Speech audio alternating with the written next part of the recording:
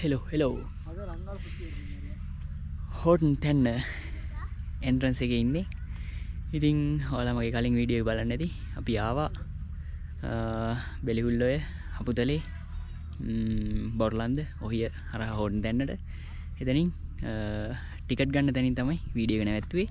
ඉතින් මම කලින් වීඩියෝ එකේ කිව්වා ටිකට් වල ප්‍රයිස් කොහමද කියලා. හරියටම 1300යි මටයි අචිනිටයි කායකටයි.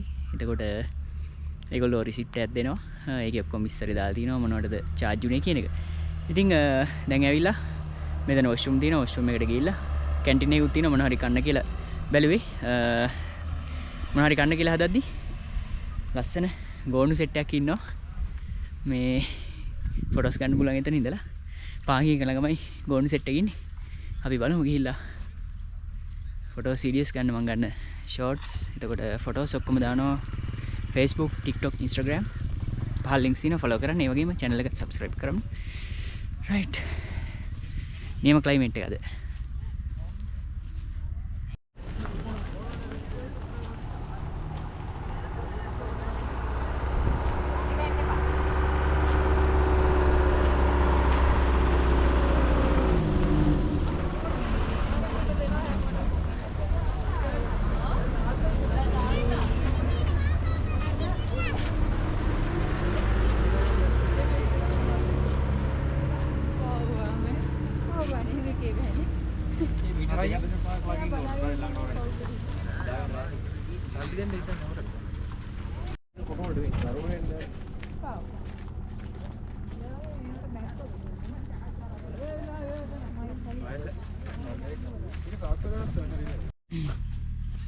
ගෝණු සෙට් එකක් කිව්වට මේ එක එක තැන තැන ඉන්නේ.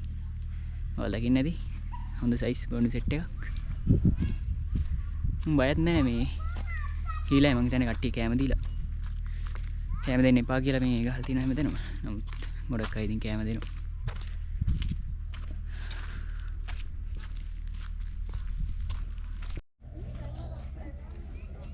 කොහේ ට්‍රිප් එකක් ගියොත් ඉතින් ජාතික ආහාරය රොටි සමග ලුණු මිරිස්. හරි. ලස්සන තැනක් තියෙන ඉඳ ගන්න. right. කාලා බලමු රොටි කෑල්ලක්.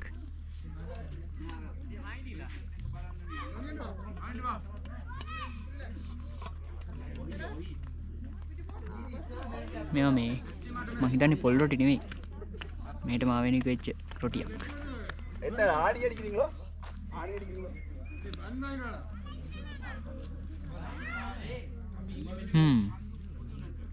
නියම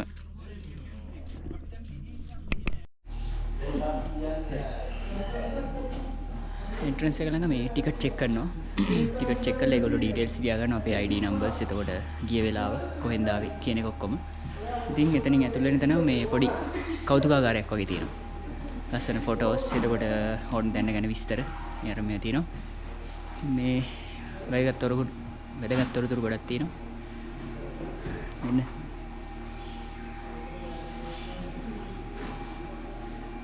කොටියා.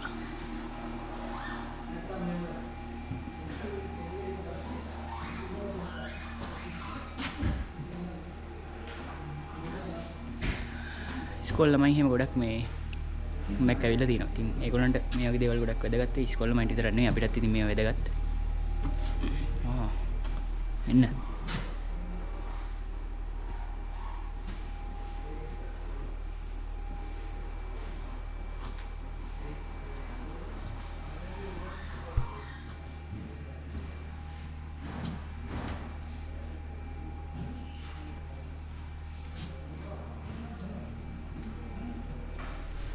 ඉස්සර හෝටන් 10 යාලි හිටියලු. තින්නේ. ඊට කටු වගේක් කලින් ගියේ.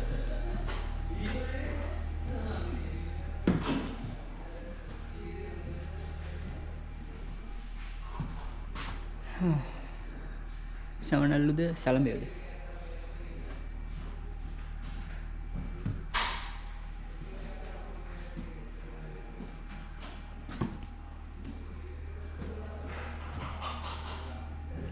එක එක වර්ගයේ කුඩු කුඩු තියෙනවා.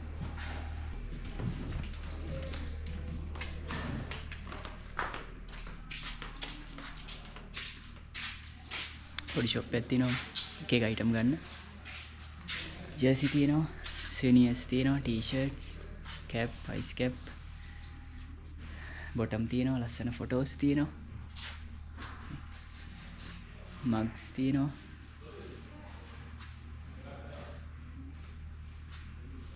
හොඳයි ඒකත්. පොත් ජාති තියෙනවා, හොඩ් දැන්න ගැන ලියපු.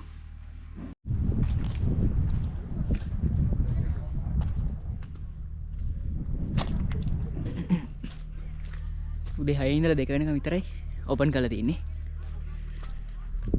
අපි අවුරුදු 2-3කට වගේ කලින් ආව නුවරලේ ඇවිල්ලා එන්න බලද්දි මේ දෙක පවුලා හින්දා අපිට එන්න බැරි වුණා.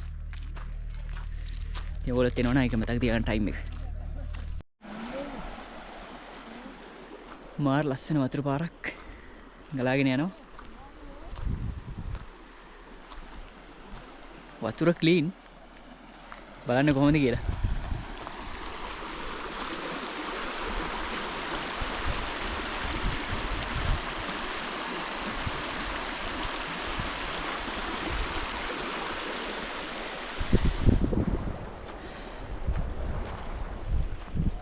පොඩි තැන්නක වගේ යන්න තියෙන්නේ. මම හිතනවා මේ වයසක අයටත් හවුන් තැන්නේ යන්න පුළුවන් කියලා ප්‍රශ්නයක් නැතුව. ද ලොකු කඳු නගින්න නෑ මන් දන්න විදියට. මමත් කලින් එකපාරේ ඇවිල්ලා තින්නේ. මීට අවුරුදු 10කට විතර කලින්. මේ ගුඩ කාලෙකට පස්සේ හවුන් තැන්නේ ආවේ. ඉතින් එනවනම් මේවා ජරා කරන්නේ නැතුව ඇවිල්ලා නිදහසේ ඇවිදලා යන්න.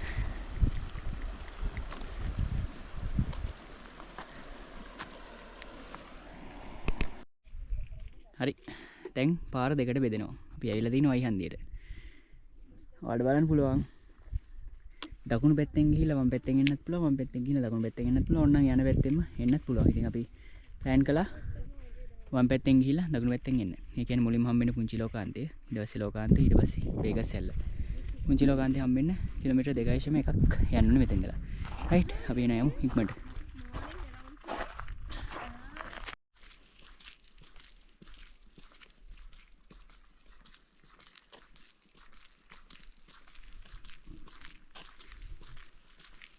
මේ වගේ තැන්නේ තමයි ඇවිදගෙන යන්න තියෙන්නේ. කිසිම අමාරුවක් නැහැ. සමහර තැන් තියෙනවා පොඩ්ඩක් ගල් තියෙන තැන්. ඒවට කිසිම අවුලක් නැහැ. ඉඳාසේ ඇවිදගෙන යන්න තියෙන්නේ.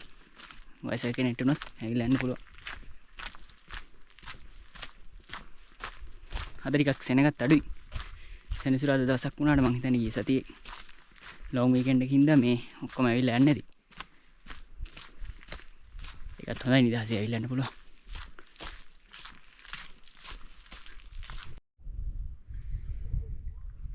මොකෙක්ගේ හරි සතෙක්ගේ ඇටකට්ටක් තියෙනවා.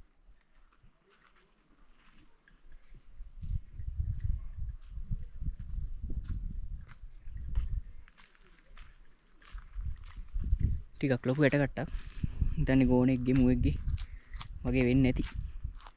හැබැයි මුත් ගෝන අඟක්වත් ඔළුවක්වත් පේන්න නැහැ. ඒක මේ මෙතන කොඳු නාරටිය වගේ කැලේ තමයි පේන්න තියෙන්නේ.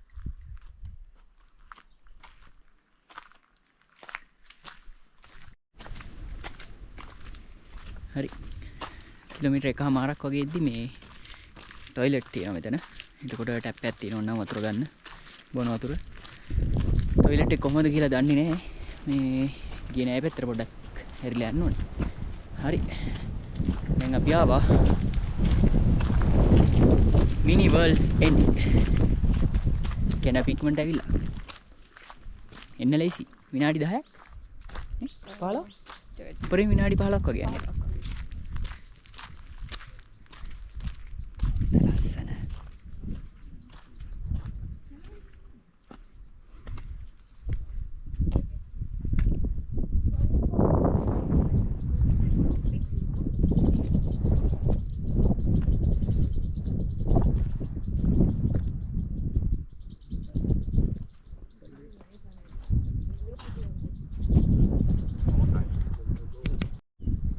ඈතින් පේනවා සමනල වැව.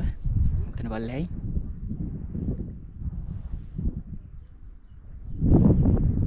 මේ පල්ලෙහා මම හිතන්නේ පේන්නේ මේ නාන් පේරියල් ස්ටේට් එක. ස්කෝලයක් එහෙම තියෙනවනේ එතන. බස් එකකුත් එතෙන්ට එනවා. මං හිතන්නේ එතන කියලා. බේකස් බෙන්ඩ් එක නම් මෙතෙන්ට පේන්නේ නැහැ. අපි බලමු මේ දැන් අපි ඉන්නේ පුංචි ලෝකාන්තරේ. ලෝකාන්තරේ ගිහිල්ලා බලමු මේ බේකස් බෙන්ඩ් එක පේනවද කියලා. right?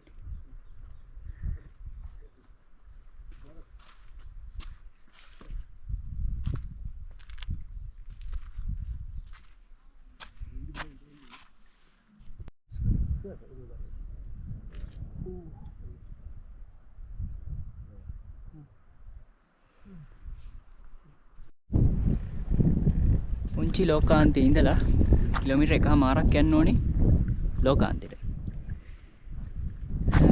ඒ ටික නම් පාර පොඩ්ඩක් අවුල් කියලා බෝඩ් එකක් ගහලා තිනවා. අමාරුද කියලා හිතාගෙන අමාරු මේ බලන්නකො. මේක තමයි තියෙන්නේ. තව උඩට යද්දි කොහමද දන්නේ? බලමු ගිහලා. මේ අද සෙනග අඩු හින්දා ලස්සන ෆොටෝස් ටික ගන්න පුළුවන් වුණා. මේ සෙනග වැඩි දවස්වල නම් මෙතන ගන්න බෑ මට.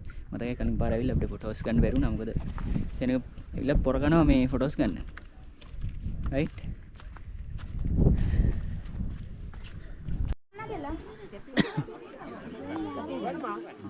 ಇಲ್ಲ ಕಟ್ನ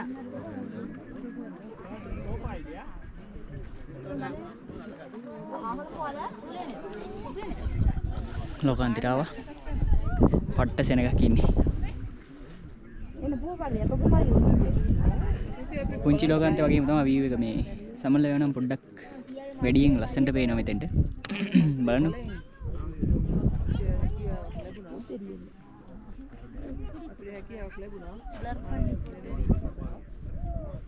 ලස්සනට පේනවා සමනල.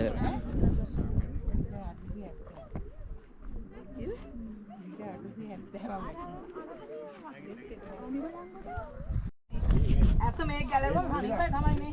ඒක දැක්කම මට කම්මැලි මේක. ලෝකාන්තයට සමු දීලා අපි දැන් යනවා බේකර්ස් ඇල්ල බලන්න. ලෝකාන්තේ ඉඳලා කිලෝමීටර් 2ක් තියෙනවා බේකර්ස් ඇල්ලට. ලෝකාන්තේ නම් ෆොටෝස් හරියට ගන්න උන්නේ නැහැ. පට්ට සෙනගක් ඉන්නේ. කට්ටිය ඇවිල්ලා එතන කනවා ෆොටෝස් ගන්නවා. ඉතින් සෙනග වැඩි හින්දා දෙනක ලස්සන ෆොටෝස් ගන්න බැරි වුණා. ගත්තා. මම හිතනවා ඒවා පිච්චර ක්වොලිටි එක නැති වෙයි කියලා. right, අපි එහෙමනම් යමු බේකර්ස් ඇල්ල බලන්න. බේකර්ස් ඇල්ලේ විශේෂත්වයක් තියෙනවා. මම එතෙන්ට ගිහිල්ලා බේකර්ස් ඇල්ල පෙන්නලම කියන්න විශේෂත්වය මොකක්ද කියලා.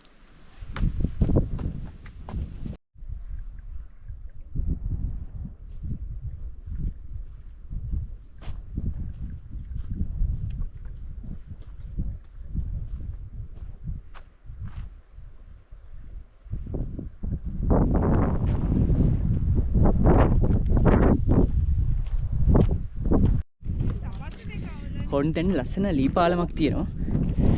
මේ එතන ෆොටෝස් ගන්න හිතාගෙනම තමයි ආවේ. දැන් ඒක පේන මානේ තියෙන්නේ. ඈතින් පේනවා. කට්ටිය ඉන්නවා එතන ෆොටෝස් ගන්නවා. කොහොමද ලස්සන ෆොටෝස් ටික ගන්න බලමු.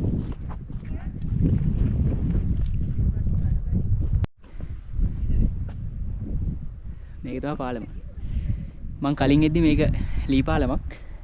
ඉතින් මේ දැන් මේක කොන්ක්‍රීට් දාලා permanent පාලමක් විදිහට හදලා තියෙන්නේ. ලස්සන වතුර පාරක් ගලාගෙන යනවා එතනින්.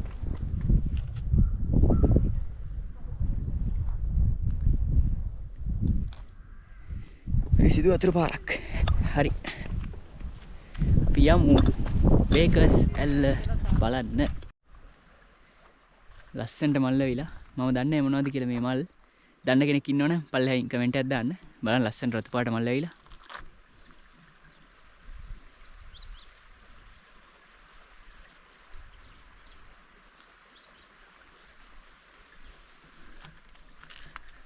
මල්ලේ ආයක් වෙලා තියෙන පිරෙන්න වෙලා තියෙනවා. ඉන්නේ මම ළඟටම පෙන්නන්නම් ගහක්.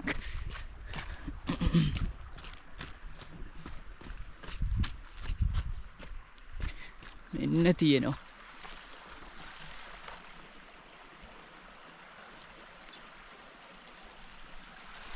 මම දන්නේ නැහැ මොකද්ද වර්ගය කියන එක. දන්න කෙනෙක් ඉන්නවනම් කමෙන්ට් එකක් දාන්න. ලස්සන තැනකට ආවා. දැන් අපි මේ බේකර්ස් ඇල්ල ළඟම තමයි ඉන්නේ. එතනත් ලස්සන පාලමක් තියෙනවා. වතුර පාරක් යනවා ලස්සන.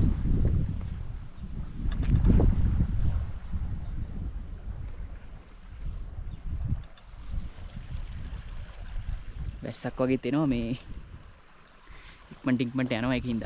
වැස්ස රහුණුත් ඉවරයි.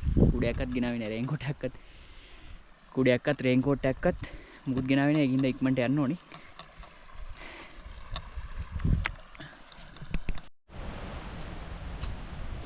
බේගස් සැලි සද්ද එනවා. පොඩ්ඩක් අමාරු පඩි ටිකක් නගින්න තියෙනවා. හැබැයි වැඩි දුරක් නැහැ. සාමාන්‍ය මීටර 50ක් 100ක වගේ තමයි පඩි නගින්න තියෙන්නේ. දැන් ළඟම ඉන්නේ. ඔයාලට තේරෙන දිසද්දි.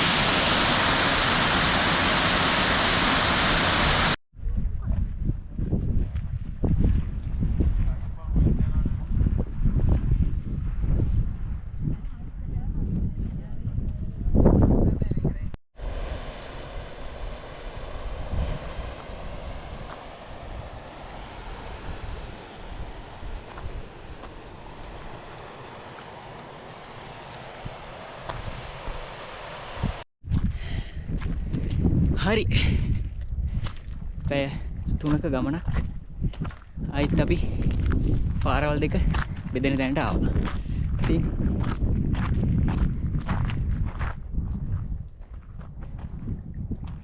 රයිට් එච්චර අමාරුවක් නෑ. පැය 3ක් 3මාරක් වගේ තමයි ආසන්න වශයෙන් ගියේ. එතකොට මම කිව්වා බේගස් සැල්ලේ විශේෂත්වය කියනවා කියලා. බේගස් සැල්ලෙන් පෝෂණය වෙන්නේ බෙලිහුල්ලොය. බේගස් සැල්ලෙන් වතුර ටික වැටිලා ඔහම ගලාගෙන ගිහිල්ලා බෙලිහුල්ලොයේදී පහන් තුඩා වැල්ල හැදෙනවා. ඊට පස්සේ පහන් තුඩා වැල්ලෙන් පහළට වැටිලා එහෙම ගලාගෙන ගිහිල්ලා බෙලිහුල්ලොය එකතු වෙනවා හිරිකටු ඔයත් එක්ක.